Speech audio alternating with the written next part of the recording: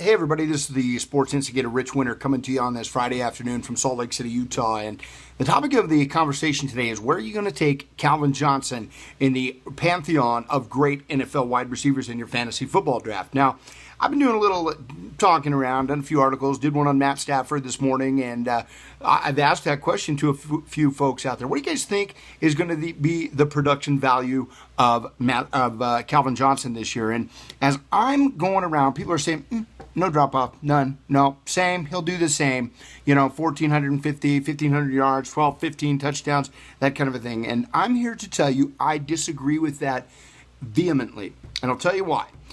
The Detroit Lions picked up Eric Ebron, the massive tight end from North Carolina. This is a round one, number 10 pick that Detroit used on this man. They've always kind of had a blocking tight end in that position. I think the Detroit Lions are going to utilize that tight end position a little bit more this year. And then you throw on top of that Golden Tate, pretty good receiver coming over from Seattle to join the Detroit ranks here. And I got to say, he's going to take some catches away.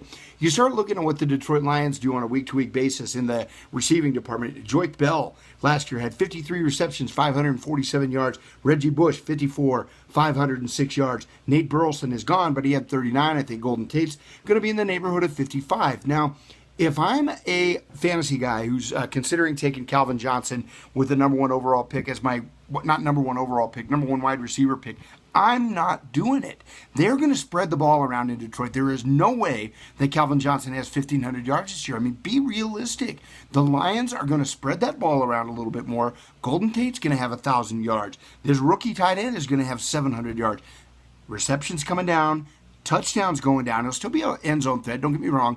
Let's call for 1,200 yards, 10 or 11 touchdowns, and the number 8 fantasy wide receiver off the board. Sports Instigator, Rich Winter, out. And by the way, if you were in a fantasy football league with me, I got some comment today, well, boy, your league would be easy to dominate with your thinking. No, it wouldn't. I'd be walking all over you, baby. Woo! Sports Instigator, Rich Winter, kind of just kidding, but not. Have a good Friday.